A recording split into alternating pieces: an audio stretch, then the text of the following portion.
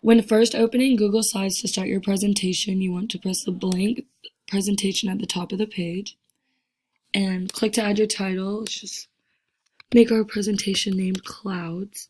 Right here you can put your name if you need to. At the top of the slide you have your tabs, so files where you can export or add a slide or download your presentation to your computer. We have the Format tab, which you can add line spacing, bullet points, and align and indent your text. On the Slide tab at the top, you can add a slide, duplicate, delete, or skip. Let's just add one. The background, you can add a color, or if you're feeling really awesome that day, you can even add an image. This Layout tab is just to make your presentation look a little bit more appealing. To add a transition, you press this Transition tab, and you have all these options, and this will go from this slide to this slide. And then your tools is how you check your spelling, and again, to export or save your file. To save your slide, you go to the File tab at the top of the page.